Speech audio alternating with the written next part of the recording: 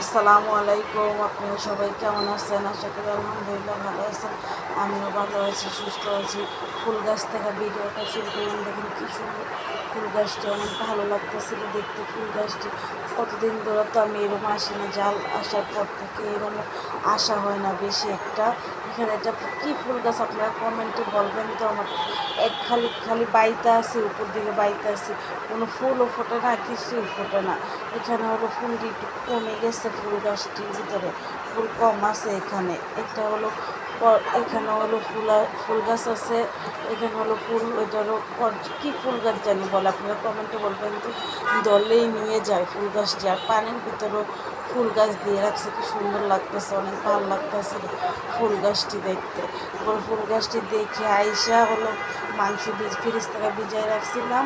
এখন হলো মাংস দিয়ে কালা বোনা বানাবো। এখানে 2 কেজি পরিমাণ মাংস নিয়ে নিচ্ছি।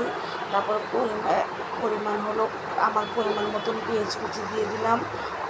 2 কেজি মাংসের ভিতরে যদি পেস্ট লাগে সেটুকু দিচ্ছিলাম। এখানে হলো আদা রসুন বাটা দিয়ে দিলাম 1 চা চামচের মতন, বড় 1 চা চামচের মতন বাটা দেওয়ার পরে হলো একটু লাগছে, বাটতে দিয়েছি। আর কালা বোনাতে একটু মশলা একটু বেশি লাগে, আমি কিনা মশলা ব্যবহার করছি কালা বোনা। 2 চামচ লবণ দিয়ে দিছি, আবার যদি লাগে দিব লবণ। এখন প্রথম লবণ কম দিছি। এখানে হলো লবণটা দেওয়ার পরে হলো ধইনা গুঁড়া দিব 3 চামচের মতন। দইনা গুঁড়াটা দেওয়ার পরে তারপরে মরিচ গুঁড়া দেবো। কারণ ওই ইয়ার ভিতরে মরিচের গুঁড়া থাকি আছে, আপনারা কমাই দিয়েন যে রান্না করেন আমার রেসিপি দেখে। তারপরে হলো 3 চামচের মতন মরিচের গুঁড়া দিব। 3 চামচের মরিচের গুঁড়া দেওয়ার পরে হলো যে প্যাকেটের মশলাটা আছে, এখন হলো মরিচের গুঁড়া দিয়ে দিলাম। মরিচের গুঁড়া দেওয়ার পরে হলো প্যাকেটের মশলাটা দিব। তারপর টক দই দিব। টক দই দিলাম আমার পরিমাণ মতন। 2 কেজি মাংস দিয়ে যেটুকু টক দই লাগবে সেটুকু টক দই দিলাম। সয়া সস দিলাম। সয়া সস 2 চা চামচের মতন সয়া সস দিচ্ছিলাম। তারপরে হলো সরষের তেল পরিমাণ মতন দিলাম। সরষের তেল দেওয়ার পরে এই কালা বোনাটা বানাইতে হয় সরষের তেল দিয়ে মেবি। এখানে হলো সরষের তেলটা দিলাম। সরষের তেল দেওয়ার পর যে প্যাকেটের মশলা, যে আমি রাঁধুনি প্যাকেটের মশলাটা ইউজ করছি, এই প্যাকেটটার ভিতরে 2টা মশলা থাকে, একটা প্রথম দিতে হয়, একটা লাস্টে দিতে হয়। যে অনেক মশলা ভিতরে, অনেক মশলা আছে এটার ভিতরে। আর সময় মাখাই নাই, এই সময় কালার হয়ে গেছে, একটা সুন্দর স্মেল আসছে। আমি মশলা পড়তে আসি লাগতেছিল, স্মেল আসতেছিল সুন্দর একটা। আমার কাছে অনেক ভালো লাগতেছিল এই স্মেলটা।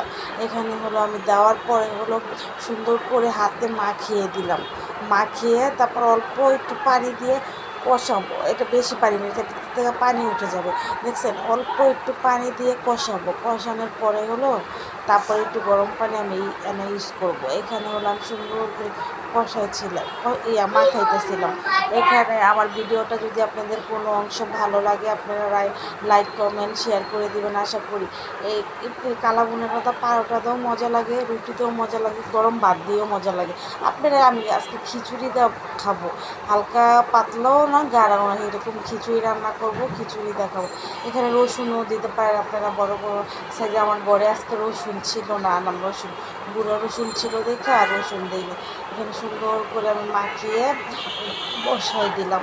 এখানে হলো আমার জাল খাইতে চেয়েছিল, যে এই জন্য বানাইছিলাম। আমি আরেকদিনও বানাইছিলাম কালা বোনা, আমার কাছে অনেক ভালো লাগে কালা বোনাটা। এখানে হলো সুন্দর করে আমি দেখতেছিলাম মাংস সিদ্ধ হয়েছে নাকি। এই সিদ্ধ হয় না, এখনও কষানো হয়। কষানো হলে না কালারটা চেঞ্জ হয়ে যেত, এখানে কষানো হয়নি।